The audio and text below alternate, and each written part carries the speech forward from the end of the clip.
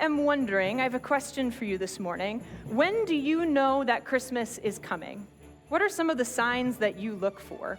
Deacon Julie was talking about the Advent wreath this morning, and one of the signs is that when all of the candles are lit, then we know that Christmas is really here. But how do you know that the season is approaching? Is it when Menards starts selling the Santa inflatables right next to the scary ghouls in the Halloween section? Or perhaps it's when Target starts playing Christmas music in November. Or maybe when the Hallmark Channel starts their countdown to Christmas in October. Or maybe it's when the relatives reach out to finalize holiday plans and it's only September. How do you know that Christmas is coming? Is it when you, or perhaps like the Wilsons, they put up their Christmas tree on November 1st, right after, hey. Or maybe you wait till Thanksgiving is done and then you rush to decorate the house this very weekend. Is it when your Christmas shopping starts or when it ends? Is it when you finally attend the kids' Christmas program? Is it when the Advent calendar starts or when it ends? Is it when you look at your bank account and want to cry because of how expensive everything is and you don't quite know how you're going to do it? When do you know that Christmas is coming? If we were on a great road trip and the kids started asking, are we there yet? How do we know that we're there? Maybe it's today that Pastor Meggie is preaching. We hear it's the first Sunday in Advent. We see all the decorations. We sing a little bit of Christmas music.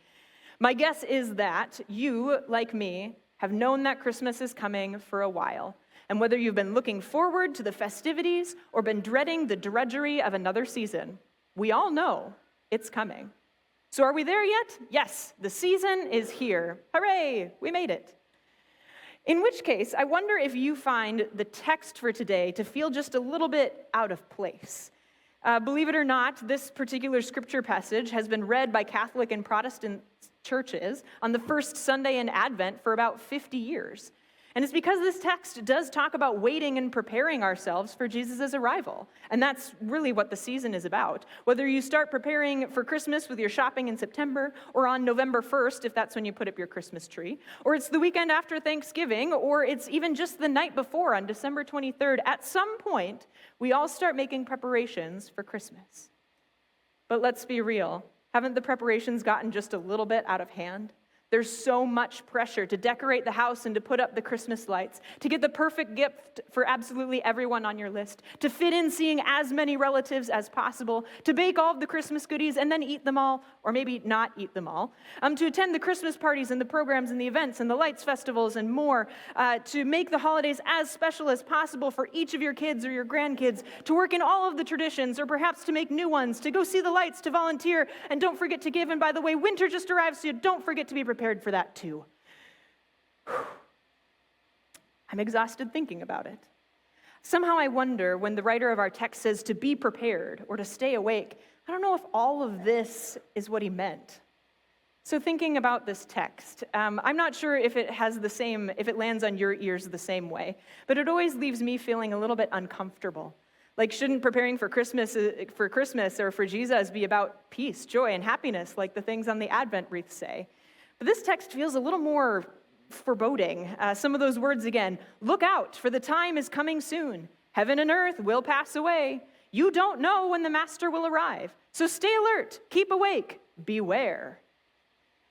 I wonder if this is uncomfortable because of how serious it feels. And it really reminds us of the uncertainty of life. Of course, heaven and earth will pass away someday, which of course means that our loved ones and eventually we will pass away someday, but we don't really like to think about that. And of course, we never know exactly when any certain event might happen, but isn't that why we microplan so much of our day so it's predictable and understandable and manageable and we can fit it all in? It gives us a sense of control. But then those words, beware, stay alert, keep awake, aren't those things you say when something bad is coming?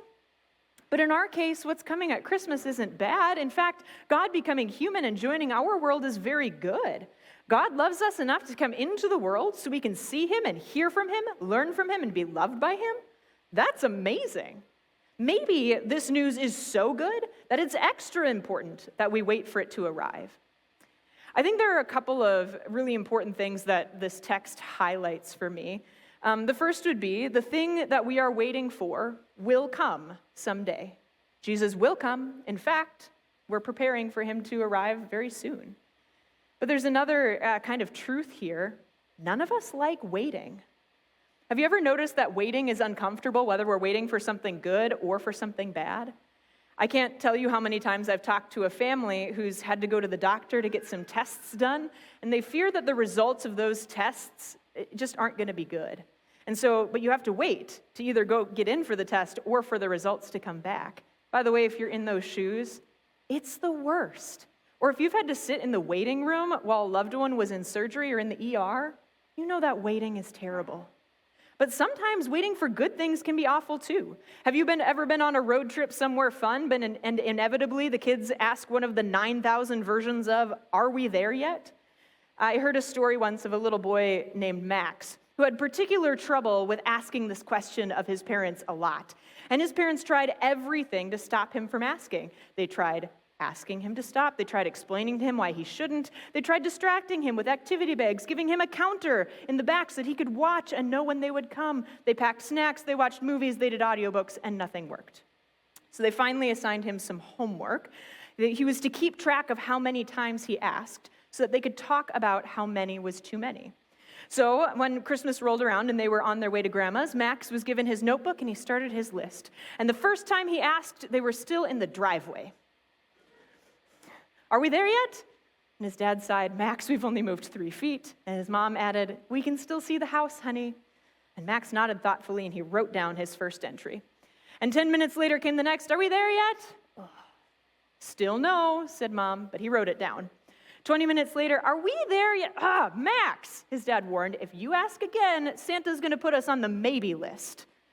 That bought 14 blissful minutes. So now, fast forward just a couple of hours. When they finally pull into Grandma's driveway, Max leaps out of the car like it's some kind of Christmas miracle. He throws his hands in the air and shouts, "We made it! We're finally here!" And as Grandma comes out of the house, she's like, "Max, why are you yelling?" And so he pulls out his notebook and he says, "Well, Grandma, because after only 73 times, the answer is finally yes." I actually don't know if that story is true or not. The way it's written makes me feel like probably not, but the feeling is true, isn't it? Are we there yet? I think sometimes that question highlights for us that none of us like waiting. And whether the destination is something we look forward to with excitement, or we think that the road ahead could be just a little bit rocky, none of us like waiting for the unknown. And yet waiting is just part of life. So when we're reading and hearing this passage, here's what I don't want you to hear. I don't want you to hear another shame-filled expectation that you must stay awake or else. We have enough stress in our lives without Jesus adding to the urgency of the season.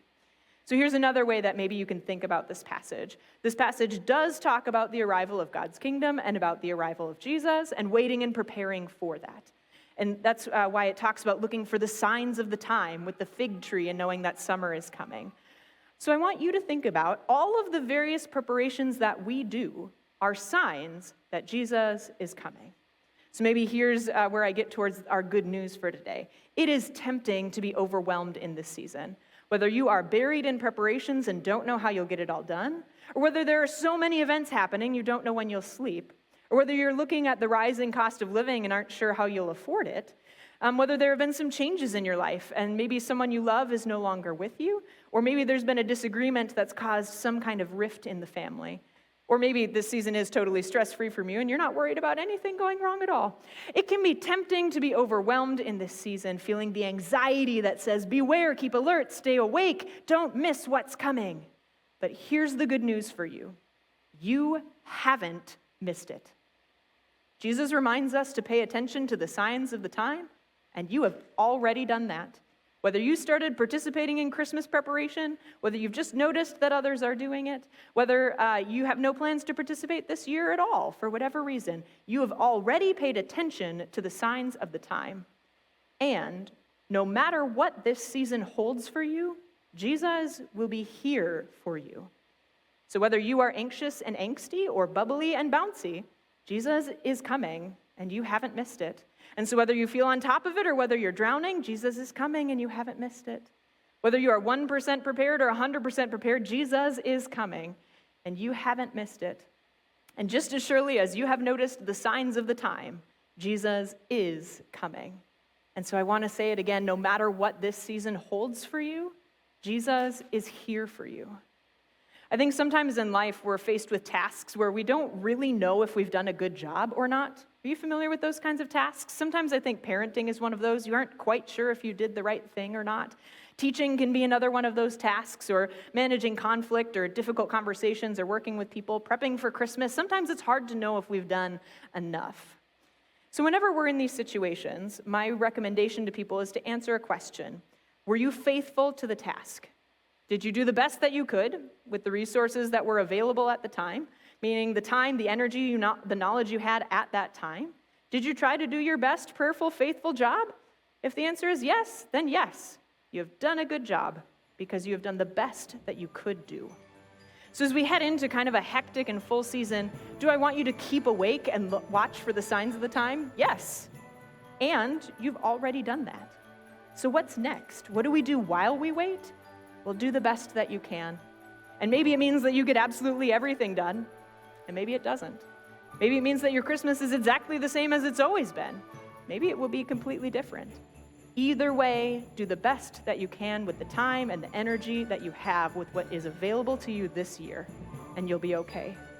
Because remember, no matter what this season holds for you, Jesus will be here for you, and you can't possibly miss it because you've already seen it coming.